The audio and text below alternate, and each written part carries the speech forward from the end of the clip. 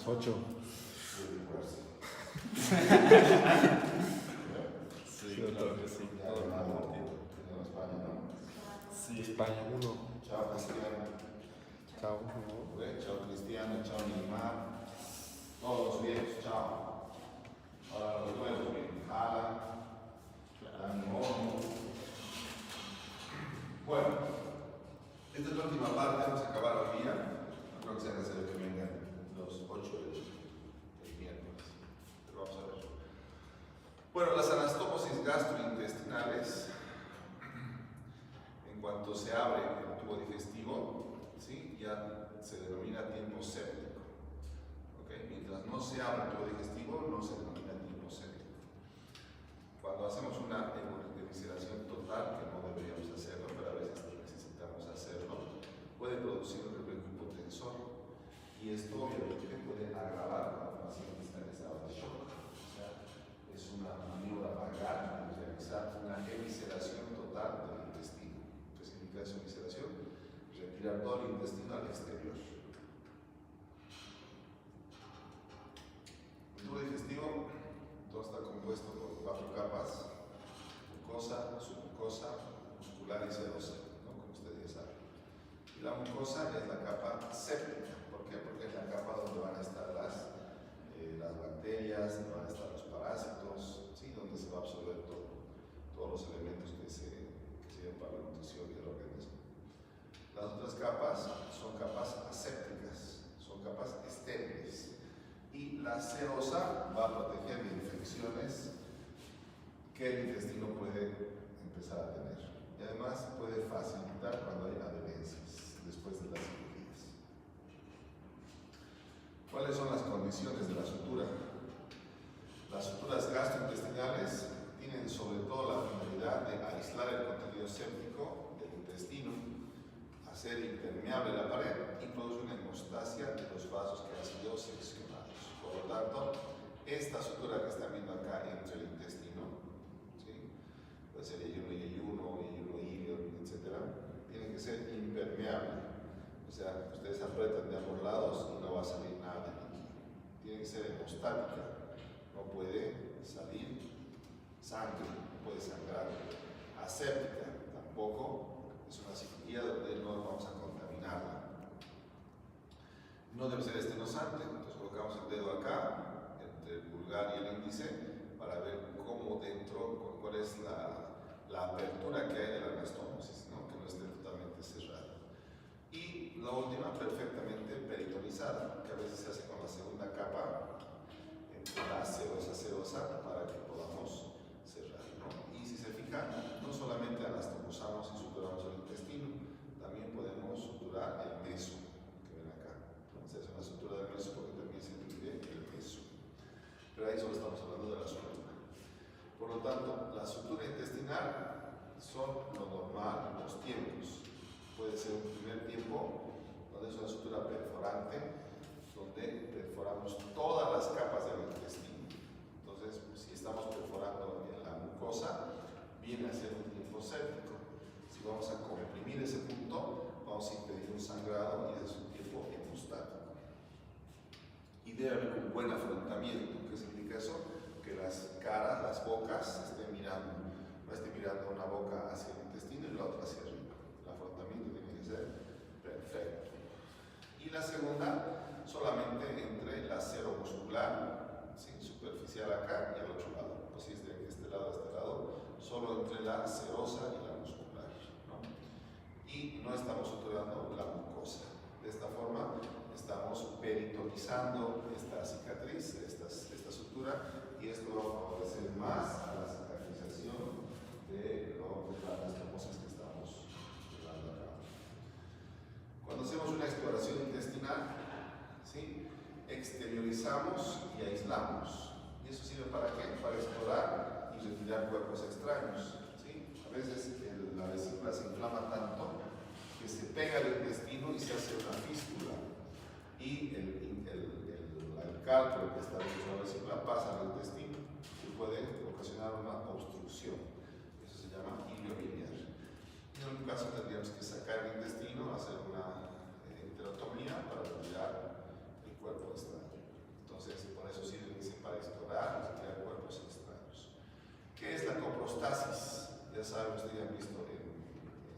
científicos, éstasis y copro. Éstasis significa impedir la salida del contenido.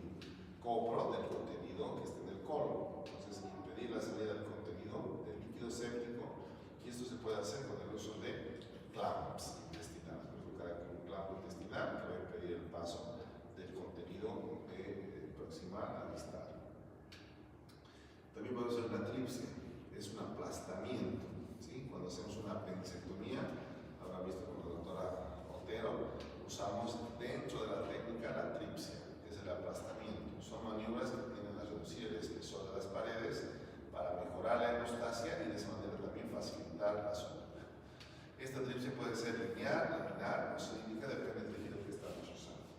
Entonces, estos dos elementos, homeostasis y tripsia, si ustedes recuerdan, ya lo han visto en la técnica de la apendicectomía, ¿no? Es una pregunta que se hace todo el tiempo y nunca responde, porque la apendicectomía tiene una técnica que tiene que tener. ¿Se acuerdan? Yendo al examen, para dar, entonces. Yo tenía que cambiar todas mis diapositivas, porque ahora les hacen las preguntas acerca de que lean los exámenes. Ahora tengo más tiempo. Estas cosas no están en las anteriores láminas. Hay una apendicectomía típica y atípica. Y las apendicectomías tienen su protocolo, su técnica. ¿Sí? Disección del meso, ligadura del meso, coprostasis, tripsia, etcétera, etcétera. Eso es lo que tienen que saber de memoria. Y acá estamos viendo dos elementos importantes que se puede hacer también en el intestino, que se utiliza en la apendicectomía. Sobre las técnicas de la sutura continua tiene varias ventajas. Más rápida, puntos hemostáticos y puede ocurrir herméticamente. ¿Cómo también se denomina la sutura continua? Un surjet, ¿no? Ya les han dicho, la surjet significa sutura continua. Por ejemplo, aquí estamos viendo puntos perforantes o totales. Aquí hacemos el primer punto simple y en el siguiente, sin cortar el hilo que estamos suturando, pasamos al siguiente punto y anclamos con el lazo del punto anterior. ¿Sí? Entonces estos son puntos pasados totalmente perforantes que pueden usarse también para la piel, no solo el intestino. En la sutura de Schmiden, ¿sí? Nuevamente, fíjense, entramos de fuera hacia adentro y luego de afuera hacia adentro, luego de afuera hacia adentro y después salimos con el hilo de afuera hacia adentro, ¿sí? Entonces queda de esta forma y se cierra la herida de esa forma, ¿no? Esta es la sutura. Entonces, ustedes miren que también provoca un cierre de la pared de forma hermética. La sutura de cuneo cruzada, hacemos un punto inicial y entramos de fuera hacia adentro, pasamos al lado siguiente y el hilo sale de adentro hacia afuera. Volvemos al mismo borde, de afuera hacia adentro, cruzamos la línea media, de adentro hacia afuera. ¿Sí? Son puntos que nos van a permitir que tenga los bordes que en la parte interna y puedan suturar, puedan impedir que haya una fuga del contenido intestinal. Esto van a ver, lo han visto seguramente también en la práctica, la sutura de Connell, que es una sutura imaginante para decir que queda la mucosa hacia la parte interna. Entonces, para que lo entendamos mejor, es el lumen del intestino. Entramos y salimos en el mismo borde, ¿se fijan? Entran y salen del mismo borde. Y recién cruzan al otro lado, entran y salen. Cruzan al otro lado, entran y salen.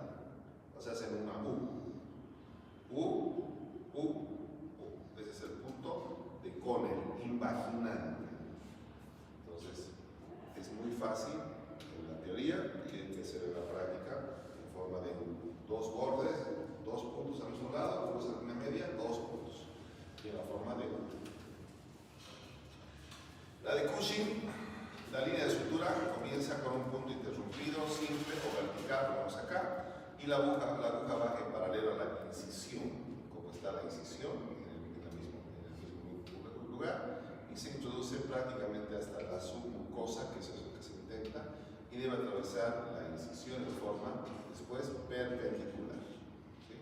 Nuevamente perpendicular para que quede como una sutura de Z, la sutura de Cushing. La perforante total puede ser de Albert Lembert, es una sutura de colchonero vertical que se aplica en forma continua. ¿Sí? Es una sutura de inversión que suele utilizarse para cerrar vísceras huecas. Ejemplo de vísceras huecas: vejiga, estómago, colon. No todo el intestino tiene aire, entonces no todas son huecas, o sea, no todas tienen una luz virtual, algunas tienen una luz real, otras virtual. Esa es la simple perforante total, el primer punto, y luego vamos haciendo la sutura, ¿sí?, de forma circular, continua y simple, sin pasar por nada entre los lazos anteriores. Las heridas y perforaciones del estómago e intestino. ¿Sí? La herida del estómago e intestino puede producir peritonitis porque el contenido sale a la cavidad peritoneal y esto puede irritar el peritoneo. Por lo tanto, esto nos va a producir perforaciones pequeñas, heridas o secciones pequeñas de bordes longitudinales, o en algún caso, si hay úlceras, pueden perforarse. ¿Listo? Y estos pacientes que tienen una perforación del intestino pueden llegar a tener una ostomía. ¿Qué sería si sacamos el ilio en la fosa ilíaca derecha? ¿Iliostomía? Iliostomía. Y si sacamos el intestino del lado derecho, ¿Colostomía? colostomía, no colostomía. Por la posición anatómica, porque el ilio terminal termina en la fosa ilíaca derecha y se continúa con el colon. Generalmente hacemos una ileostomía. Y en el lado derecho, cuando sacamos el colon descendente, el colon sigmoides, colostomía. El manejo de estas ostomías es muy complicado por la fisiología y por la cantidad de líquido que emana de ambos elementos. ¿Ustedes creen que sale lo mismo por la ileostomía que por la colostomía? Es una buena pregunta de examen, ¿no? ¿Qué opinan?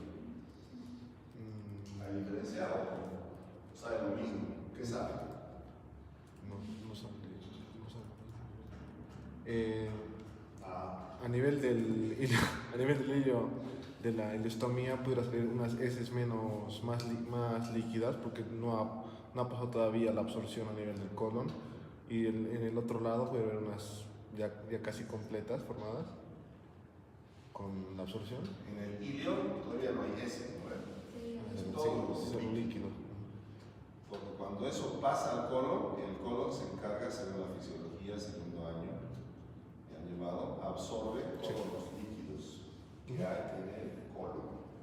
Y casi 2 o 3 litros de líquido, y ahí es donde hace recién la materia fecal. Sí.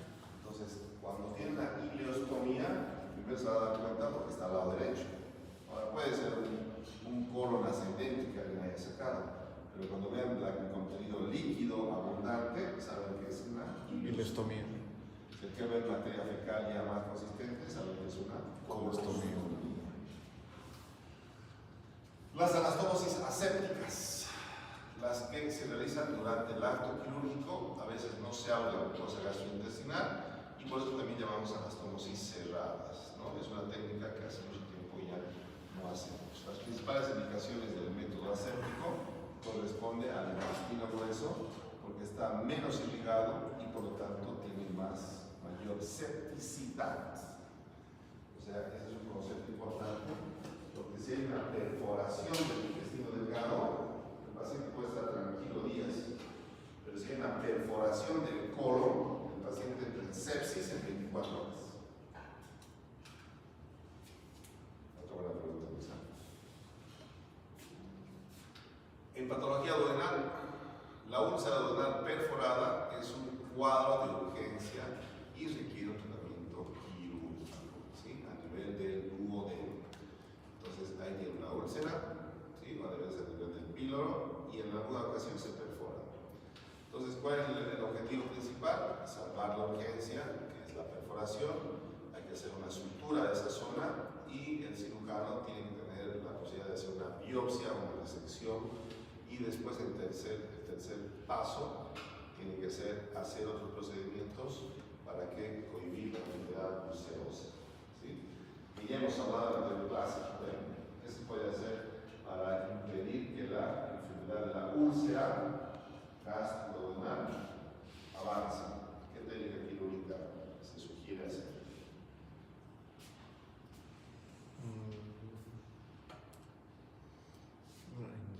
Las vagotomías. Hay 3 tipos de vagotomías. Pero las vagotomías van unidas a un procedimiento. ¿Cuál? Una piloroplastia. Las piloroplastías. Ahí está. La piloroplastia es una operación que tiene como finalidad agrandar el orificio del píloro para lograr una buena evacuación gástrica, ¿sí? Cuando la operación solo consiste en seccionar el esfínter pilórico, se habla solamente de pilorotomía. Cuando les digo indicaciones, ¿qué significa? ¿A quién le voy a realizar el procedimiento? ¿No? Indicaciones de piloroplastia, trastornos funcionales, inflamación, impiden la evacuación del estómago. Piloroespasmo, conocido por la interrupción de la acción vagal. La vagotomía troncular ya se efectúa, también les había comentado, por una úlcera gastroduodenal y pueden ser resecciones también de la zona. Por lo tanto, la vagotomía superselectiva no afecta la autonomía, la inervación del ancho del píloro y habitualmente no requiere piloroplastia. O sea que las otras vagotomías requieren piloroplastia. La única vagotomía que no requiere piloroplastia tendría que ser la superselectiva. ¿Se acuerdan qué secciona la vagotomía superselectiva?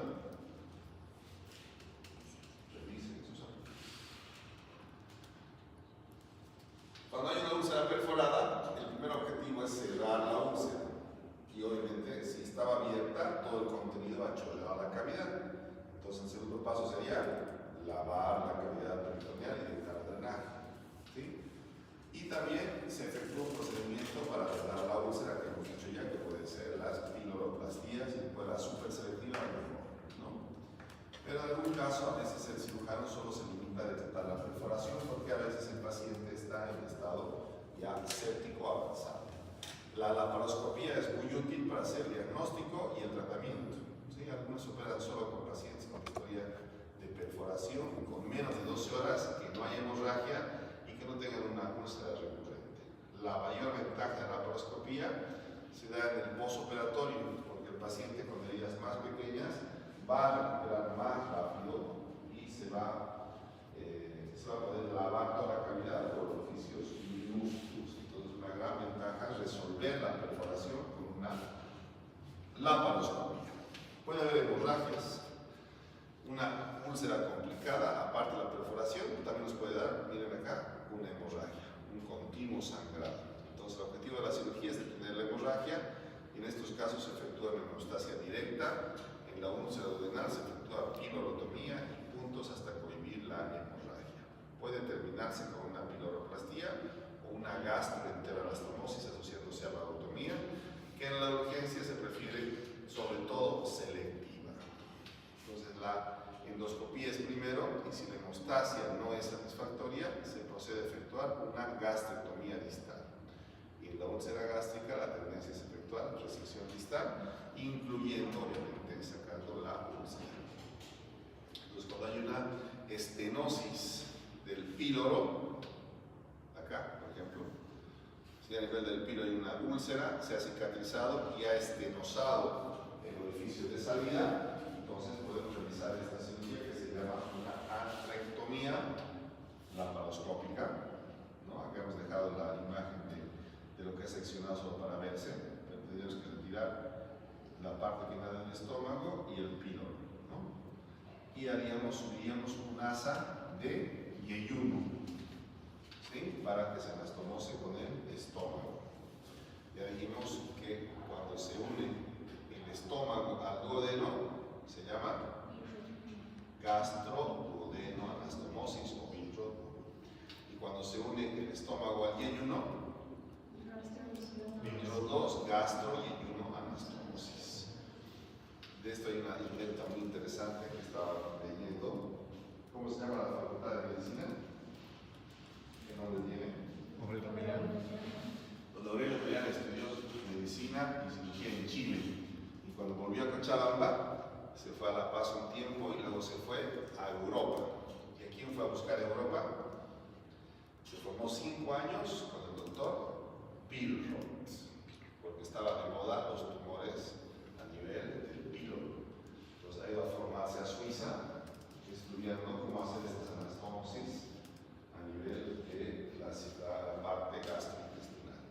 Y él ha sido el primer miembro del Colegio Mexicano de Cirujanos.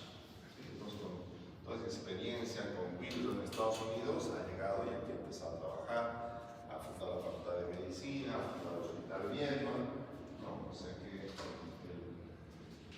el nombre de la facultad no es porque nos han donado los terrenos, ¿no? Sino que el doctor Aurelio Melián, cirujano, era una persona muy adelantada a su tiempo, ¿no? Quería saber cómo resolver este tipo de tumores y se fue a aprender esta cirugía con el mismo Billroth a principios del siglo XX, 1905, 1910, más o menos, para que nos conozcan.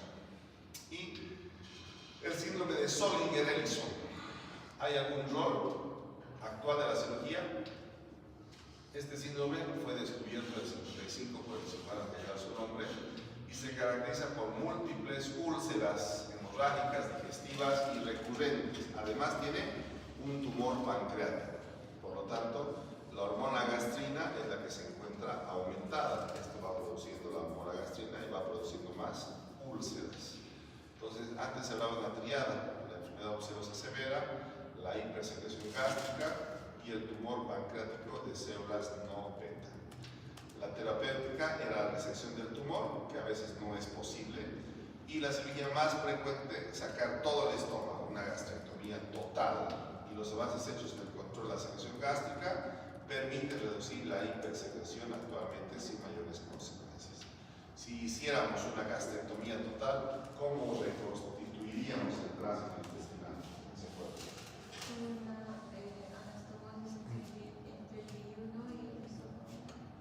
Sí, eso se llama En Y, creo. Enye de Rooks, exactamente. Entonces se hacía esta resección, ¿no? Como una cirugía, ya les han hablado, la cirugía de Whipple. A ver, ¿saben qué es la cirugía de Whipple? ¿Quién ha escuchado la cirugía de Whipple? Es la resección de la vía biliar, de la cabeza del páncreas y del duodeno. Estamos hablando de pancreato duodenectomía. Esa es la cirugía de Whipple. Hay un tumor en la abdomen, en la cabeza del páncreas, ofrecen la pancreato duodenectomía. ¿Sí? Que hace más de 100 años un cirujano empezó a hacer y luego a los 10 años lo abandonó porque el 90% se moría después de la cirugía. Y luego de otros 40 años lo han vuelto a realizar porque decían que se podía hacer haciendo una buena técnica. Porque miren, están cortando la vía biliar, están cortando el intestino, están cortando el páncreas, o sea que las fugas pueden ser, puede fugar vía biliar, puede fugar el líquido intestinal y el líquido pancreático, entonces muere rápido, ¿no? Pero ahora hemos avanzado tanto que ya hace un par de años ya hicimos una primera Whipple laparoscópico, que no se ve muy bien, lástima que era cáncer y bueno, vivió 5 años más, luego falleció. Y el doctor que está llegando al Congreso hoy día, el doctor Lasbun, es experto en hacer pancreatectomías, ¿sí? Por laparoscopía. Te saca todo el páncreas, distal, proximal, con la mejor estadística del mundo. Bueno, ¿qué más? Las manifestaciones clínicas del Zollinger-Ellison son derivadas de la hipersecreción gástrica. Entonces el paciente tiene epigastralgia, sangrado, reflujo con esofagitis y a veces se acompaña de diarrea. Y cuando existe, se debería al pasaje de grandes cantidades de ácido del intestino, lo que provoca deposiciones acuosas. ¿Qué estudios por imágenes se puede hacer? Ecografía percutánea, endoscópica puede ser, tomografía, esta ecografía endoscópica, la resonancia magnética y a veces angiografía. ¿Sí? Todos tienen un porcentaje negativo o dudoso. Tratamiento quirúrgico: son candidatos a la cirugía los pacientes con tumor detectado y los que no tienen metástasis, o bien imágenes preoperatorias dudosas. La exploración quirúrgica comienza con el examen visual, palpatorio. Se hace una maniobra de Pottering-Kocher, donde se diseca la segunda porción del duodeno, por lo tanto se puede abrir así como un cuaderno en toda esta porción, y ahí podemos ver a través de la transcavidad si hay un compromiso o un tumor en la parte posterior del duodeno y del páncreas. Entonces, esta sería la forma de realizar la resección, ¿no? De todas maneras, dice, 30% de los casos no es posible ubicar el tumor. Por lo tanto, se saca todo el estómago y pensamos que la patología lo van a poder descubrir, porque a veces visualmente no lo podemos ver. ¿Ok? ¿Una pregunta? De anastomosis.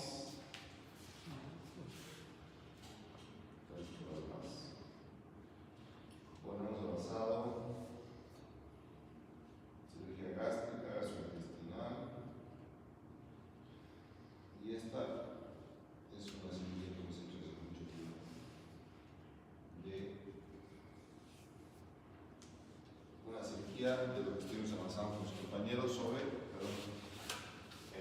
una pancreatitis grave, que les decía que hace pseudoquiste. ¿Qué es el pseudoquiste? ¿Qué es el pseudoquiste? Es una complicación de la Una complicación de la pancreatitis. de la pancreatitis, ¿no? O sea, es una colección de líquido, pero que tiene pared. Sí. O sea, tiene una bola ahí con líquido. Entonces vamos a hacer una gastroenteroanastomosis, fíjense. Después de una pancreatitis severa. Ahí está el intestino, se ve muy bien. Miren, este es el pseudoquiste. No es solamente un líquido, ¿no ven? Las complicaciones de la pancreatitis es líquido, colecciones líquidas al principio, pero después de las 3 semanas aparece el pseudoquiste, que tiene ya una cavidad real. Entonces, esto es un bisturí. ¿Ah? ¿Qué se llama? Es un electrobisturí, pero... ¿Qué se llama? ¿El Harmonic, doctor? El Harmonic de... Armónico.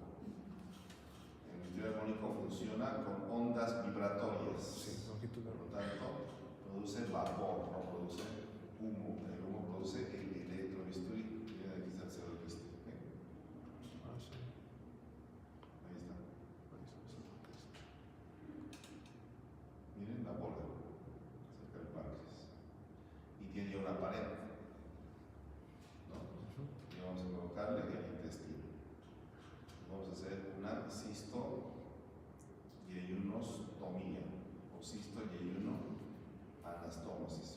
Miren cómo está súper engrosada la pared del pseudoquiste.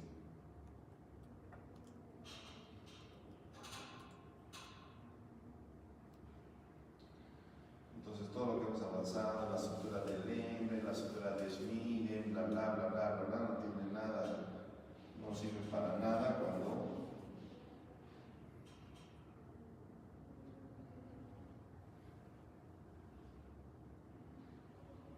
cuando tenemos la sutura mecánica. Pues ahí no nos interesa qué tipo de sutura es, porque las suturas manuales es ya del siglo pasado. Entonces, que hay que hacer la Schmiden, que hay que hacer la Cone, puntos imaginantes. Y hoy en día ya poco nos sirve cuando tenemos ya la sutura mecánica y disparamos. De hecho, todo es un pequeño orificio, nada más. Vamos a hacer el mismo orificio en el intestino. ¿Por qué hay que derivar estos quistes? Porque si los vacías y se chorrean, y los vacías vuelven a salir, se chorreado. Después de un tiempo vuelve a aparecer. Y el paciente sigue con síntomas, ¿no? Siento una bola, siento una masa, me molesta cuando respiro, cuando como. Entonces, lo que se hace es derivar al paciente, derivar el quiste. ¿Qué significa derivar? Unirlo al estómago, que puede estar atrás o arriba, o unirlo al intestino, lo que esté más cómodo para realizar.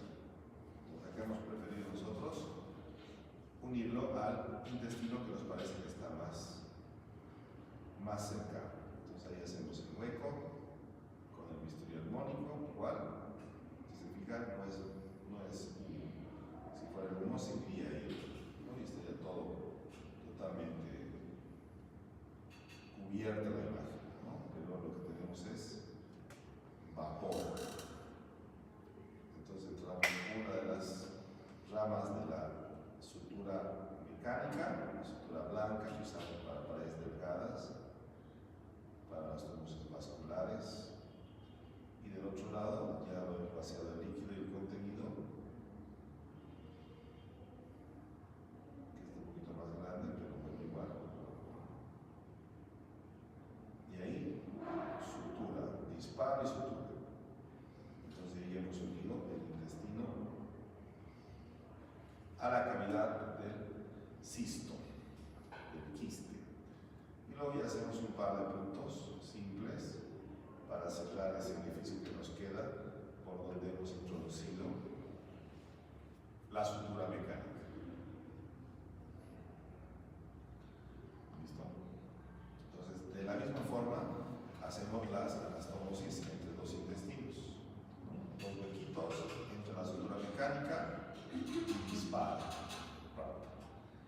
Y nos queda un orificio de 1 o 2 centímetros, que como ven ahí, cuando uno tiene ya las habilidades laparoscópicas bien entrenadas, puedes hacer un par de puntos y cerrar ese orificio con sutura intracorpórea. Nos han facilitado mucho a los cirujanos con la tecnología hoy en día. Inclusive hay un elemento que llamamos stitcher y solamente se hace con la mano, ¿no? Como máquina de coser, suturando. En este caso, como tenemos el stitcher, estamos haciendo como una sutura a la antigua, ¿no? Solo que aquí estamos suturando con un ayudante y con las dos manos, ¿no? Y ese es el sentido que desarrolla el cirujano con el tiempo, ¿no? Porque un cirujano que hace laparoscopía no es igual que un cirujano que hace cirugía abierta. Entonces, el cirujano que hace laparoscopía desarrolla uno de los sentidos más. ¿Cuál será? Coordinación. Profundidad. Profundidad. Esto que están viendo ustedes es lo mismo que ha visto el cirujano cuando suturaba, ¿o no? ¿Creen que ha visto otra cosa? Es lo mismo, ¿no ves? Estamos grabando. ¿Y cómo puede saber el cirujano hasta dónde va a introducir su pinza? Así como para que se agarre, para que saque el drenaje, para que agarre la aguja. Porque esto es 2D, esto es 2 dimensiones, no es 3D. Entonces, ¿qué pasa? El cirujano desarrolla una habilidad que se llama la laparoscopía de profundidad. Pues tú sabes hasta dónde va a ir tu pinza y hasta dónde va a ir la sutura. ¿Ok? Listo. Creo que ya hemos quedado ahí desde esa reunión del miércoles.